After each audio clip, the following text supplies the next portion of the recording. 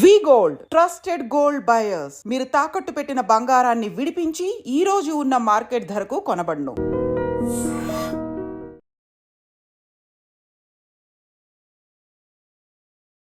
Hi, welcome to iDream. క్రికెట్లో Indian team విజయం ఎప్పుడూ ప్రత్యేకమే. అలాంటిది ఆ విజయం పాకిస్తాన్ మీద అయితే నిన్న అలాంటి అద్భుతమే జరిగింది. ఆ మ్యాచ్ గురించి మాట్లాడుకోవడానికి చాణక్య మనతో ఉన్నారు. ఆయన అడిగి మరిన్ని విశేషాలు తెలుసుకుందాం. హాయ్ చాణక్య గారు. హాయ్ రాజా గారు. నిన్న ఇండియన్ టీం అద్భుతమైన విజయం సాధించింది. అందరూ ఆదివారం ఒక పండుగను చూశారు. మీరు ఎలా ఎంజాయ్ చేశారు మ్యాచ్ని? నేననే కాదు, సో భారతదేశంలో ఉన్న ప్రతి ఒక్క ఇండియన్ కూడా ఈ మ్యాచ్ చూస్తూ ఎంజాయ్ చేశారు. అండ్ ప్రత్యేకంగా చెప్పుకోవాలంటే కోహ్లీ ఒక సెంచరీ అయితే అవుతుందా అవ్వదా అనే లాస్ట్ క్లైమాక్స్, గెలుస్తుందా లేదా అనే దాని గురించి కాదు, కోహ్లీ సెంచరీ అవుతుందా లేదా అనే దాని గురించి ఎక్కువగా టెన్షన్ పడ్డారు. ఫైనల్గా విజయాన్ని ఎంత సొంతం చేసుకొని మనం ఎంత హ్యాపీగా ఫీల్ అవుతున్నామో, కోహ్లీ సెంచరీ చేసిన తర్వాత మనం కూడా అంతే హ్యాపీగా ఫీల్ అయిపోయాము. సో సింపుల్ చెప్పాలంటే డబల్ ధమాకా మన ఇండియన్ టీంకి వచ్చింది. మెయిన్గా ఈ మ్యాచ్ విషయానికి వస్తే మాత్రం కంప్లీట్ ఒక ప్యూర్ డామినెన్స్ ఇండియన్ టీం దగ్గర నుంచి దొరికింది. ఒక పక్క బౌలింగ్లో చూసుకున్నా, ఇంకో పక్క బ్యాటింగ్లో చూసుకున్నా, కానీ పాకిస్తాన్ ఎప్పుడైతే కుదురుకుంటుంది అని అనుకున్న టైంలో ఖచ్చితంగా మన బౌలర్స్ అయితే వికెట్స్ అనేది తీసి సో వాళ్ళని కుదురుకోనికుండా చేశారు. కాకపోతే వాళ్ళ దాంట్లో ఒక్క పాజిటివ్ అనేది కూడా ఉంది. ఏంటంటే ఒక సెంచరీ పార్ట్నర్షిప్ అనేది కూడా రావడం, అది కూడా రిజ్వాన్ అండ్ అలాగే సౌద్. సో వీళ్ళిద్దరి మధ్యలో జరిగిన పార్ట్నర్షిప్ అదొక్కటే తప్ప వాళ్ళు పాజిటివ్గా మాట్లాడుకోవాల్సింది, అది తప్ప ఇంకా వేరేది ఏమీ లేదు. సో అలా మొత్తం మీద అయితే ఇండియన్ బౌలర్స్ కూడా మంచి డామినేషన్ అనేది కూడా చూపించారు. అండ్ స్టార్టింగ్లో చాలా వరకు విమర్శలు అనేది కూడా వచ్చింది. ఏంటంటే ఇంతమంది స్పిన్నర్స్ని తీసుకెళ్తున్నారు, ఎందుకు ఇండియన్ టీం అసలు ఏమైంది ఏంటి అని కూడా అన్నారు. అవునవును. కానీ ఆ స్పిన్నర్స్ అండ్ యూజువల్గా వాళ్ళు చెప్పారు, మేము ఇప్పుడు వెళ్తున్నది కూడా గౌతమ్ గంభీర్ దాని గురించి క్లారిఫై కూడా చేశారు, మేము ఇప్పుడు వెళ్తున్నది కేవలం 2 స్పిన్నర్స్తో మాత్రమే, మిగతా 3 కూడా ఆల్రౌండర్స్. మరి ఆ ఆల్రౌండింగ్ పర్ఫార్మెన్స్ అనేది కూడా ఈరోజు మన ఇండియన్ టీం దగ్గర నుంచి కూడా వచ్చింది. అండ్ స్టార్టింగ్లో అయితే బాబర్ అజామ్ ఎప్పుడైతే కుదురుకుంటున్నాడు అని అనుకున్న టైంలో రోహిత్ శర్మ ఒక కెప్టెన్సీని నిజంగా మెచ్చుకోవాలండి. ఎందుకంటే స్టార్టింగ్ బౌలింగ్ చేస్తూ ఉన్న షమి కానీ హర్షిత్ రాణా వాళ్ళిద్దరూ అంటే బౌలింగ్ వేయడానికి ఎక్కడో కొంచెం అంటే కరెక్ట్ బాల్స్ అనేది కూడా పడట్లేదు, ఎక్కడో కొంచెం ల్యాగ్ అవుతున్నట్టు అనిపిస్తూ ఉంది. అండ్ అక్కడ షమి యొక్క ఫిట్నెస్ విషయంలో కూడా ఎందుకో కొంచెం డౌట్స్ అనేది కూడా రేజ్ అయ్యాయి. ఎందుకంటే మధ్యలో మ్యాచ్ మధ్య నుంచి షమి అంటే డ్రెస్సింగ్ రూమ్ కూడా వెళ్ళిపోయాడు. ఆ డ్రెస్సింగ్ రూమ్కి వెళ్ళిపోయేటప్పటికి ఏంటి షమి యొక్క పాత గాయం ఏమన్నా పునరావృతం అవుతుందా అని చెప్పేసి అని అనుకున్నారు. కానీ అలా ఏం లేకుండా ఆ టైంలో ఆ గ్యాప్లో సడన్గా మరి హార్దిక్ పాండ్యాకి బాల్ ఇచ్చాడు. మరి అయితే మనకు అనుకున్న పాజిటివ్ రిజల్ట్ ఫస్ట్ వికెట్ అనేది కూడా దొరికింది. ఆ బాబర్ అజామ్ ఎప్పుడైతే కుదురుకుంటున్నాడు అనుకున్న సమయంలో వికెట్ పడిందో then the celebration started. Chanakya గారు, ఇందాక మీరు అన్నారు పాకిస్తాన్ బ్యాటర్స్ది ఇద్దరిది 100 పార్ట్నర్షిప్ పడిందని చెప్పేసి అన్నారు. అయితే ఇక్కడ వాళ్ళ అప్రోచ్ కరెక్ట్ అంటారా? వాళ్ళు ఒక 2 వికెట్లు పడిన తర్వాత వాళ్ళు పార్ట్నర్షిప్ బిల్డ్ చేయడానికి చాలా ఎక్కువ బంతులు తీసుకోవాల్సి వచ్చింది, అక్కడ రన్ రేట్ పడిపోతూ వచ్చింది. ఆ టైంలో కానీ వాళ్ళు కాస్త ఫాస్ట్గా ఆడుంటే 250 కాకుండా ఒక 280, 290, 300 ఆ స్కేల్లో కానీ రన్స్ ఉండుంటే ఇండియన్ టీం మీద కాస్త ప్రెజర్ ఉండేదంటారా? ఖచ్చితంగా. ఏమైందంటే వాళ్ళిద్దరి యొక్క పార్ట్నర్షిప్ చూస్తున్న టైంలో ఒక ఇండియన్ టీంలో ఉన్న ప్లేయర్స్ అందరికి కూడా అదే అనిపించింది. ఈజీగా దుబాయ్ స్టేడియంలో 270, 260 ఒక మార్క్ అనేది కూడా దాటిచ్చారు అని అంటే తర్వాత నెక్స్ట్ బ్యాటింగ్ చేయబోయే ఇండియన్ టీంకి మాత్రం కొంచెం ఆ సైకలాజికల్ ప్రెషర్ అనేది కూడా పడుతుంది. ఆ సైకలాజికల్ ప్రెషర్ అనేది పడనివ్వకుండా మన బౌలర్స్ చాలా తెలివిగా కూడా చేశారు. అండ్ ఆ పార్ట్నర్షిప్ని బ్రేక్ చేయడానికి మన బౌలర్స్ చాలామంది కష్టపడ్డారు. అంటే ఇన్ఫ్యాక్ట్ చెప్పాలంటే రోహిత్ శర్మ చాలామంది బౌలర్స్ని కూడా మరి అయితే మారుస్తూ ట్రై చేశారు, కానీ ఎక్కడ దొరకట్లేదు. కానీ అలాంటి సమయంలో మరి వికెట్ తీశారు. రిజ్వాన్ వికెట్ దొరికేటప్పటికి ఇంకా అప్పుడు స్పిన్నర్స్ ఆన్ అటాక్ అన్నట్టు కూడా నెక్స్ట్ 1 by 1 వాళ్ళ ఒక పాత్రను కూడా నిర్వర్తిస్తూ కూడా వాళ్ళు ముందుకెళ్ళిపోయారు. కానీ ఇంకొక హైలైట్ ఏంటంటే లాస్ట్ మ్యాచ్లో కుల్దీప్ యాదవ్కి అసలు వికెట్స్ అనేది దొరకలేదు. అంటే కుల్దీప్ యాదవ్ వికెట్స్ తీయలేదు. ఇంకా ఈ మ్యాచ్లో కూడా ఇండియన్ టీంలో చేంజ్ ఉంటే కుల్దీప్ యాదవ్ ప్లేస్లో వరుణ్ చక్రవర్తి వచ్చే అవకాశాలు ఉంటాయని కూడా చాలామంది అన్నారు కూడా. కానీ రోహిత్ శర్మ తన మీద పెట్టుకున్న నమ్మకమో ఏమో కానీ కుల్దీప్ ఖచ్చితంగా వికెట్లు తీస్తాడు, ఒక కీ ప్లేయర్ అవుతాడు అని ఎలా నమ్మకం పెట్టుకున్నారో దానికి ఒమ్ము కానికోకుండా ఒక 2 వికెట్స్ అనేది కూడా ఇంపార్టెంట్ 2 వికెట్స్ ఒక బ్రేక్ త్రూ అనేది కూడా ఇవ్వడంతో సో మన ఇండియన్ టీం అప్పుడు కూడా సో కుల్దీప్ యాదవ్ కూడా మరి చాలా చక్కగా కుదురుకున్నాడు. ఇంకో విషయం ఏంటంటే జడేజా కానీ అక్షర్ కానీ వీళ్ళందరూ సో వికెట్స్ తీస్తూ ఉన్నారు, రావాల్సిన టైంలో వికెట్స్ తీస్తూ మరి ముందుకెళ్తూ ఉన్నారు. మరి మంచి విషయం అండి. ఇప్పుడు మనం చూసుకున్నట్టే పాకిస్తాన్ మీద విజయం అనేది ఎప్పుడూ ప్రత్యేకమే. కాకపోతే పాకిస్తాన్ టీం చాలా వీక్గా కనిపిస్తుంది. గతంతో పోల్చుకుంటే గతంలో పాకిస్తాన్ టీంని మనం చూసినట్టయితే ఆ టీం నిండా స్టార్స్ ఉండేవాళ్ళు. సయీద్ అన్వరు, ఇంజమాముల్ హక్, యూనిస్ సెహానా, యూనిస్ ఖాను, అలాగే వసీం అక్రమ్, వకార్ యూనిస్, మోయిన్ ఖాను, ఇలా ఒక పాకిస్తాన్ టీం నిండా భయంకరమైన స్టార్స్ ఉండేవాళ్ళు. ఇప్పుడు మనం పాకిస్తాన్ టీంని చూస్తుంటే ఆ టీంలో అసలు కొంతమందికి అయితే వాళ్ళ పేర్లు కూడా తెలియదు. క్రికెట్ లవర్స్కే ఈ మధ్య కాలంలో ఒక 1 ఇయర్ 2 ఇయర్స్ మధ్య కొంచెం క్రికెట్ చూడడం తగ్గించిన వాళ్ళకైతే వాళ్ళ టీంలో ఉన్న వాళ్ళ 11 మంది పేర్లు కూడా తెలియవు అనమాట. సో ఇంత చేంజ్ ఒక టీంలో ఆ స్థాయి నుంచి ఈ స్థాయికి పడిపోవడానికి కారణం ఏమి ఉంటుంది అని మీరు అనుకుంటున్నారు? మెయిన్గా అంటే ఒకప్పుడు వరల్డ్ కప్ సాధించిన టీమేనా ఇప్పుడు ప్రజెంట్ ఇలా ఆడుతుంది అని అనుకుంటాము. ఇంకా ఒక క్రికెట్ గురించి మనం మాట్లాడుకునే టైంలో ఆ ఒక టీం యొక్క మరి దేశ భవిష్యత్ అనేది కూడా ఉంటుందన్నమాట. సో వాళ్ళు ఫైనాన్షియల్గా కూడా క్రైసిస్లో ఉండడము, అంటే వాళ్ళకి కావాల్సిన వనరులు ఏదైతే ఉన్నాయో వాళ్ళ సమకూర్చుకోవడంలో కూడా కొంచెం ల్యాగింగ్ అనేది కూడా పడింది. ఇన్ఫ్యాక్ట్ మీరు చెప్పిన దానికి వరకైతే సో ఆ అద్భుతమైన సూపర్ స్టార్స్ అందరూ ఒక 10-15 ఇయర్స్ బ్యాక్ వరకు అండ్ ఒక బంగారు భవిష్యత్తుగా అయితే పాకిస్తాన్ టీం అనేది కూడా ఉండింది. ఆ దేశం యొక్క ఫైనాన్షియల్ క్రైసిస్ అనేది పడిపోతూ వస్తుందో, అంటే ఈ స్పెషల్గా క్రికెట్కి అలాట్ చేయాల్సిన నిధులు ఏదైతే ఉంటాయో అవి కూడా తగ్గుతూ వస్తున్నాయి. ఓకే. అలాంటి సందర్భంలో అంటే రావాల్సిన క్వాలిటీ ప్లేయర్స్ కానీ ఇలా రాకుండా పోవడం అనేది కూడా మధ్యలో జరిగింది. మెయిన్గా ఇదే వాళ్ళ ఎక్కువగా ఒక జనరేషన్ మాత్రం క్రికెట్ విషయంలో వెనకబడిపోవడానికి అది ఒక మెయిన్ రీజన్గా ఉండొచ్చు రాజా గారు. ఐపీఎల్ లాంటి ఒక టోర్నమెంటు ఇండియన్ క్రికెట్ టీంకి చాలా బలమవుతుంది. అలాంటి ఒక లీగు పాకిస్తాన్కి ఉన్నా కానీ అక్కడ ఆ క్వాలిటీ ఉండట్లేదు, యంగ్స్టర్స్ రావట్లేదు. సో మీరు చెప్పిన ఆ మౌలిక సదుపాయాల్లో సమస్య వల్లే ఇది జరుగుతుంది అనుకోవచ్చు. అనుకోవచ్చు. ఎందుకంటే ఇప్పుడు పులిని చూసి నక్క వాత పెట్టుకోవడం అని అంటారు కదా. అలాగే ఇక్కడ ఐపీఎల్ సూపర్గా సక్సెస్ అయింది, మనం కూడా ఏదో ఒకటి సాధించాలి, ఏదో ఒకటి చెయ్యాలి అని చెప్పేసి వాళ్ళు పిఎస్ఎల్ అనేది కూడా స్టార్ట్ చేశారు. ఆ పిఎస్ఎల్ అనేది స్టార్ట్ చేసిన వాళ్ళ అంటే కింద గ్రౌండ్ లెవెల్లో ఉన్న వాళ్ళందరికీ తీసుకొని రావడంలో వాళ్ళు కూడా కొంతవరకు సక్సెస్ అవుతున్నారు. కానీ అక్కడ కావాల్సిన అన్ని వనరులు అనేది వాళ్ళకు రావడం లేదు. ఇప్పుడు ఫైనాన్షియల్ క్రైసిస్ అంతెందుకు మన ఇండియన్ టీంలో ఒకసారి చూద్దాము. మన ఇండియన్ టీము ఈరోజు ప్రపంచంలో ఉన్న క్రికెట్నే శాసిస్తుంది. ఇన్ఫ్యాక్ట్ చెప్పాలంటే ఐపీఎల్ జరిగే టైంలో వేరే ఏ దేశాల క్రికెట్ మ్యాచెస్ అనేది కూడా స్కెడ్యూల్ అవ్వవు. ఎందుకంటే ఇప్పుడు హయ్యెస్ట్ మరి ఎక్కువ డబ్బులు మరి సంపాదించే బోర్డు ఏదైనా ఉందంటే అది బీసీసీఐ. అంటే మన వాళ్ళని మనం చెప్పుకోవడం అని కాదు, కానీ మెయిన్గా అయితే అలా శాసించే స్థాయికి కూడా మనకు పెరిగింది. ఇన్ఫ్యాక్ట్ మన దీనికంటే ముందు ఐసీసీ ఈ ఛాంపియన్స్ ట్రోఫీ స్టార్ట్ అయ్యే ముందు కూడా చాలా వరకు విమర్శలు అనేది కూడా వచ్చింది. ఇప్పుడు పాకిస్తాన్లో జరుగుతుంది. మరి పాకిస్తాన్లో జరిగేటప్పుడు ఇండియన్ టీం ఎలా వెళ్తుంది అని చెప్పేసి చాలామంది అనుకున్నారు. ఎందుకు రాదు అని చెప్పేసి పాకిస్తాన్ వాళ్ళు అన్నారు. కానీ మన ఇండియన్ టీం మేమైతే హైబ్రిడ్ మోడల్లో అయితేనే ఆడతాం, లేకపోతే మేము రాం, మాకు అవసరం లేదని అన్నారు. ఎందుకంటే ఇప్పుడు ఒకవేళ ఇండియన్ టీం ఆడలేదంటే మన దగ్గర ఉన్న వ్యూవర్షిప్ కానీ ఆ స్పాన్సర్స్ కానీ సో వేరే దేశాల్లో రానటువంటిది మన దగ్గర నుంచి వస్తుంది. అసలు ఆ టోర్నమెంట్కి కలైపోతుంది. ఇండియన్ టీం ఆడట్లేదంటే ఆ వ్యూవర్షిప్ ఎక్కడి నుంచి వస్తుంది, స్పాన్సర్స్ ఎక్కడి నుంచి వస్తుంది? పాకిస్తాన్ ఫాస్ట్ బౌలర్ షోయిబ్ అఖ్తర్ కూడా ప్రెస్ మీట్లో ఇదే అన్నారు. అంటే ఇండియా రాకుండా ఒక ఛాంపియన్స్ ట్రోఫీ నిర్వహించగలమా, లాజికల్గా ఫైనాన్షియల్గా ఇది సాధ్యమా అని చెప్పి రిపోర్టర్ని ఎదురు ప్రశ్న అడిగారు అనమాట. సో అంటే ఇండియా డామినేషన్ అలా ఉంది అనుకోవచ్చు. ఖచ్చితంగా అనుకోవచ్చు. ఇది ఇప్పటి నుంచే కాదండి, ఎప్పుడైతే ఐపీఎల్ స్టార్ట్ అయిందో ఐపీఎల్ స్టార్ట్ అయిన కొన్ని సంవత్సరాల నుంచే మన ఇండియన్ టీం మరి వరల్డ్ క్రికెట్ రిచెస్ట్ బోర్డుగా తయారైంది. ఆ తర్వాత కూడా అండ్ దీనికి ఎదురు లేదు తిరుగు లేదు అన్నట్టు కూడా అయిందనమాట. ఇప్పుడు ఎంతెందుకు 70-75% వచ్చే అమౌంట్ క్రికెట్కి వేరే దేశాలకు మనం ఇస్తున్నాం, అంటే వేరే వాళ్ళ ఇచ్చేది కాదు. మన ఇంతకుముందు ఒకప్పుడు ఆస్ట్రేలియా, ఇంగ్లాండ్ ఒక రిచెస్ట్ బోర్డుగా ఉండేది. కానీ ఇప్పుడైతే వాళ్ళని మించి డబుల్ కూడా కాదు, 3 లేదా 4 టైమ్స్ ఎక్కువగా మన దగ్గర నుంచి అమౌంట్ వస్తుంది.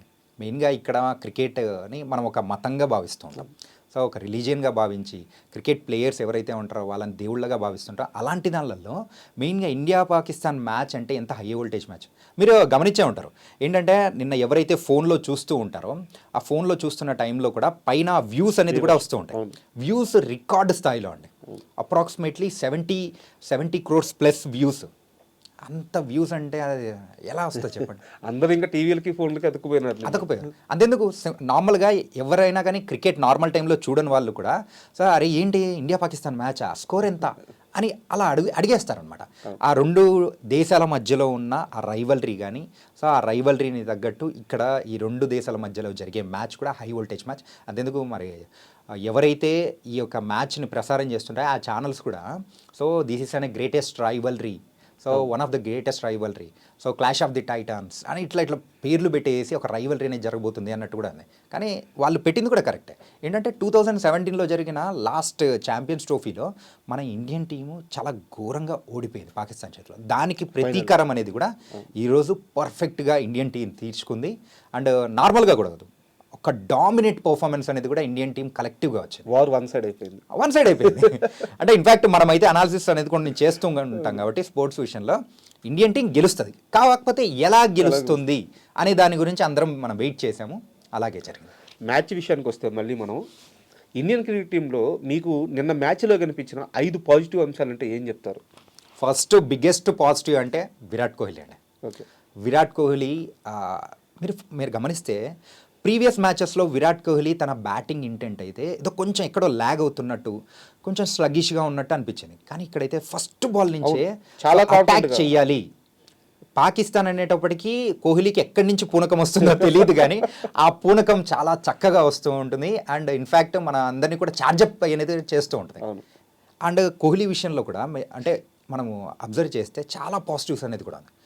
ఒకటి ఏంటంటే అవతల వాళ్ళు ఎంత రెచ్చగొట్టాలని చూస్తున్నా కానీ రెచ్చిపోకుండా, మీరు చిన్నపిల్లరా, మీరు బచ్చాలరా అన్నట్టు తన నవ్వు, కానీ ఒక మెచ్యూర్డ్ ప్లేయర్. ఒకప్పుడు కోహ్లీ అంటే ఎట్లా అంటే ఒక అగ్రెసివ్గా ఎవడైనా ఏదైనా ఒక్క మాట వదిలితే దానికి రివర్స్లో 10 మాటలు వదిలేలా ఉంటుంది. కానీ అట్టు లేకుండా చాలా మెచ్యూర్డ్గా ఎవరెంత కవిస్తున్నా ఏం చేస్తున్నా కానీ గెలవాలి, ఆ టార్గెట్ అనేది రీచ్ అవ్వాలి అని మైండ్ ఒక్కసారిగా దానికి ఫిక్స్ చేసుకున్నాడు, దాని తగ్గట్టే వెళ్ళాడు. That was one of the positive. And ఇంకొకటి మనం మాట్లాడాల్సింది కుల్దీప్ యాదవ్. అండ్ కుల్దీప్ యాదవ్ మన అయితే ఇంకా ఉండడు అని అనుకున్నాం. ఇన్ఫ్యాక్ట్ వికెట్లు రాకపోయింటే మాత్రం అలాగే జరిగిండేదేమో. అండ్ ఇంకో విషయం కూడా మనం మాట్లాడుకోవాలి. కుల్దీప్ యాదవ్ సో ఎప్పుడైతే లాంగ్ ఆఫ్లో ఎప్పుడైతే ఫీల్డింగ్ చేస్తున్నాడో ఆ టైంలో ఒక క్యాచ్ అనేది కూడా మిస్ చేశాడు. ఆ క్యాచ్ మిస్ చేశాడు, ఆ తర్వాత వికెట్లు లేదు, ఇంకా నెక్స్ట్ మ్యాచ్కి ఉండడు, ఇంకా అయిపోయా అని చెప్పేసి అని అనుకున్నారు. కానీ తనకి ఇచ్చిన టైంలో ఆ బాల్ కరెక్ట్గా టర్న్ అవుతుంది, దాని తగ్గట్టు వికెట్లు అనేది కూడా తీశాడు. That's the second positive thing. And third positive thing అంటే మెయిన్గా మనం మాట్లాడుకోవాల్సింది Rohit Sharma captaincy. Super. Rohit Sharma captaincy ఏంటంటే ఎప్పటికప్పుడు ప్రణాళికలు అనేది కంప్లీట్గా మార్చేయాలి.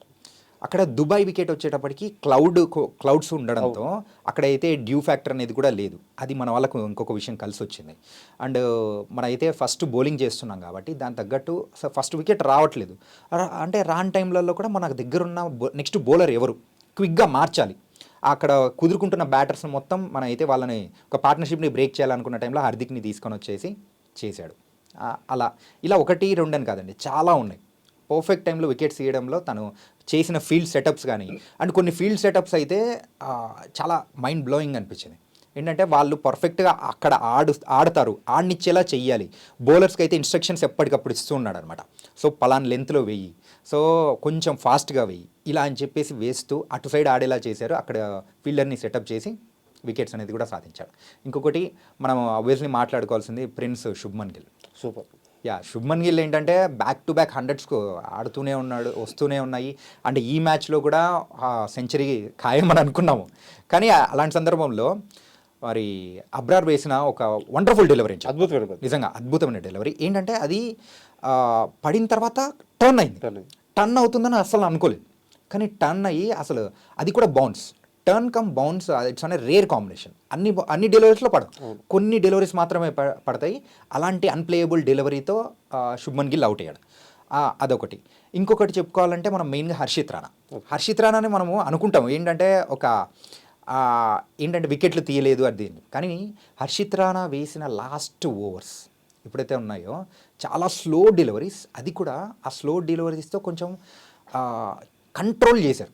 ఆ స్లో డెలివరీస్ కోసము ఒక ఫాస్ట్ బౌలర్ మరి ఎంత కష్టపడి ఉంటారో మనకు చెప్పాలండి. మెయిన్గా ఏంటంటే అంత ఈజీగా రాదు, చాలా ప్రాక్టీస్ చేస్తేనే 120 to 130 మధ్యలోనే.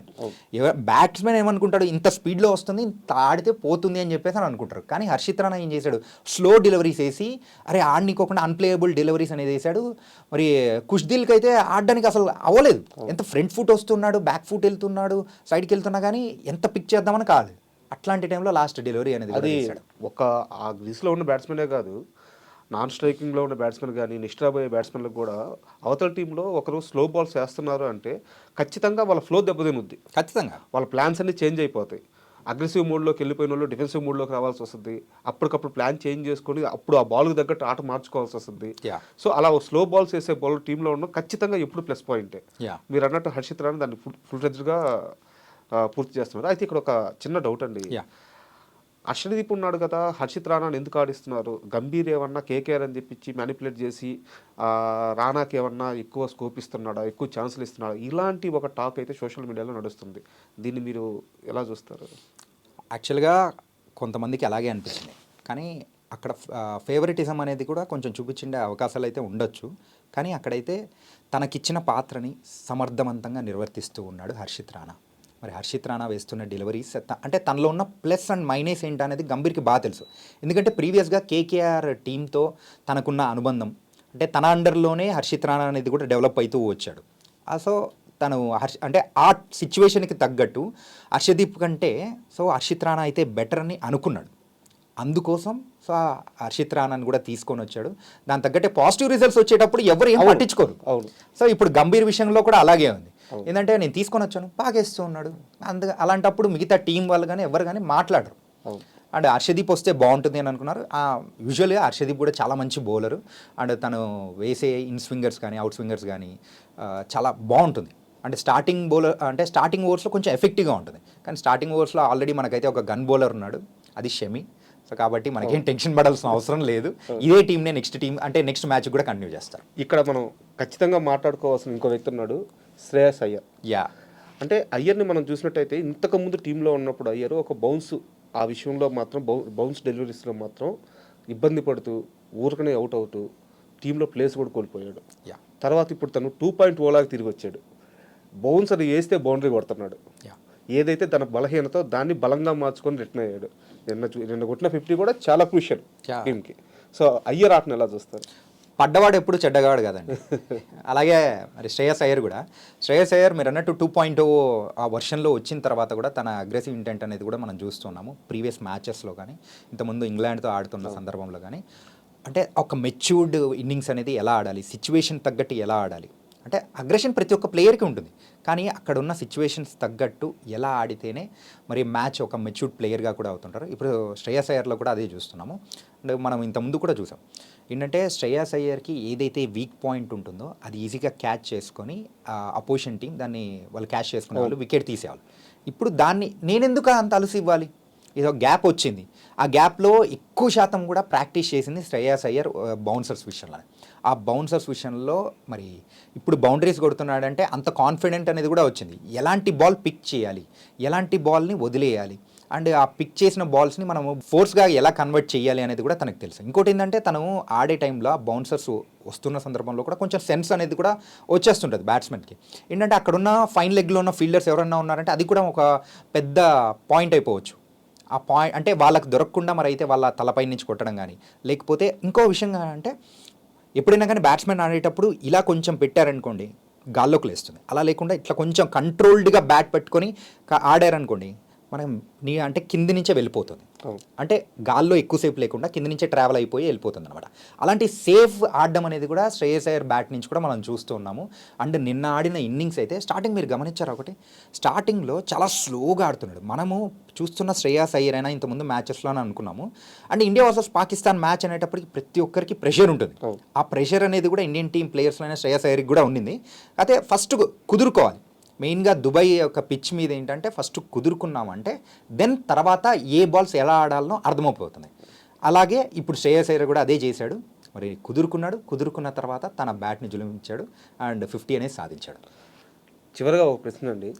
నిన్న మ్యాచ్లో మనం చూసుకున్నట్టయితే టీమిండియా ప్లేయర్స్ అందరూ ఒకరికొకరు సపోర్ట్ చేసుకుంటూ కోహ్లీ సెంచరీ కొడుతుంటే అక్కడ రోహిత్ శర్మ సెంచరీ చేయమని చెప్పి సెలబ్రేషన్స్ చేయమని చెప్పి సిగ్నల్స్ ఇస్తున్నాడు. మనలో అంత ఐక్యత కనిపిస్తుంది. అదే టైంలో పాకిస్తాన్ చూసుకున్నట్టయితే పాకిస్తాన్ టీంలో ఒక ప్లేయర్ ఆడుతుంటే ఇంకో ప్లేయర్ నుంచి సపోర్ట్ లేదు. ఒక బౌలర్ వికెట్ తీస్తే ఆ కెప్టెన్ దగ్గరికి రావట్లేదు.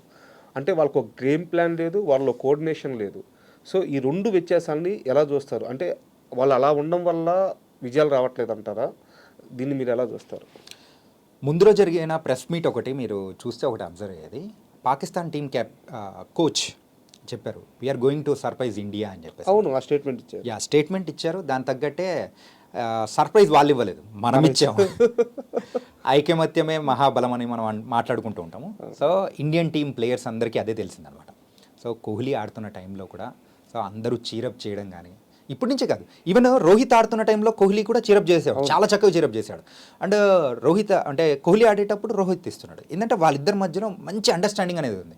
ఎప్పుడైనా కానీ డ్రెస్సింగ్ రూమ్లో ఒక సీనియర్ ప్లేయర్స్ వాళ్ళ మధ్యలో ఒక మంచి కోఆర్డినేషన్ అండ్ ఫ్రెండ్షిప్ అనేది కూడా ఆ లెవెల్లో ఉందంటే మిగతా వాళ్ళు కూడా దాన్ని ఫాలో అవుతూ ఉంటారు. ఆ ఫాలో అవుతున్న సందర్భంలో ఒక హెల్తీ అట్మాస్ఫియర్ అనేది కూడా వచ్చేస్తుంది. సీనియర్సే ఇద్దరు బాగుంటే ఇంకా జూనియర్స్ ఆ వాతావరణం అలవాటు అయిపోద్ది కదా. అంటే ఇందులో కొంచెం విలనిజం అనేది ట్రై చేద్దామని అనుకున్న పర్సన్ ఒకరున్నారు, కానీ లక్కీగా మనకైతే అది జరగలేదు. It was very happy. Hardik Pandya గురించి కూడా మనం మాట్లాడుకోవాలి. సో హార్దిక్ పాండ్యా వచ్చిన వెంటనే 4 కొట్టాడు. కొట్టేటప్పటికి ఏంటి కోహ్లీ సెంచరీ ఏమన్నా ఆపేలా ఉన్నాడా ఏంటి అని అందరికీ గుండెలు అదిరిపోయాయి. ఒకసారి అదిరిపోయాయి. ఎందుకంటే ఆల్రెడీ హార్దిక్ పాండ్యా ఇంత ముందు ప్రీవియస్గా ఒకసారి అబ్జర్వ్ చేస్తే తిలక్ వర్మ హాఫ్ సెంచరీ ఒకటి చేయాల్సిన సందర్భం ఉంటే అంటే ఈజీగా వదలలేదు. అయితే ఏంటి నేను ఆడేస్తాను అని చెప్పేసి వచ్చాడు, 4 కొట్టేశాడు. అక్కడ Tilak Varma first half century ఏదో అవ్వాల్సి ఉంటే అవ్వనికోకుండా బ్రేకులు వేసింది అరే హార్దిక్ పాండ్యా. లాస్ట్ టైం గిల్ విషయంలో కూడా అదే జరిగింది. ఇలా చెప్పుకుంటూ పోతే 3-4 సందర్భాలు అనేది ఉన్నాయి. ఈసారి కోహ్లీ విషయంలో కూడా అవుతాడేమో అని అనుకున్నా, కానీ థ్యాంక్ గాడ్ ఈ విషయంలో మాత్రం వికెట్ పడగానే ప్రతి ఒక్క ఇండియన్ ఫ్యాన్, అది కూడా మన ఇండియన్ వికెట్ పడగానే ప్రతి ఒక్క ఇండియన్ ఫ్యాన్ హ్యాపీగా ఫీల్ అయింది హార్దిక్ పాండ్యా వికెట్ మాత్రమే అనుకుంటాను. ఎందుకంటే అక్కడ కోహ్లీ ఒక సెంచరీ, సో సెంచరీ అది కూడా చాలా సంవత్సరాల తర్వాత, అంటే 2 years తర్వాత 2023 నవంబర్లో చేశాడు. మళ్ళీ ఆ తర్వాత మళ్ళీ ఇప్పుడు చేస్తున్నాడు Kohli 51st century. That was అనే వండర్ఫుల్ సెంచరీ అండ్ అందరం ఎంజాయ్ చేసాం అండ్ హ్యాపీగా ఎంజాయబుల్గా. మరి ఈ మ్యాచ్ను కూడా ప్రతి ఒక్కరు సండే రోజు ఫుల్గా ఎంజాయ్ చేసాం ఫ్యామిలీ అందరం కలిసి. థ్యాంక్ యూ చాణక్య గారు. ఇండియన్ టీం ఇదే ఫామ్ కొనసాగిస్తూ ఛాంపియన్స్ ట్రోఫీ కూడా కావాలని కోరుకుందాం. Thank you.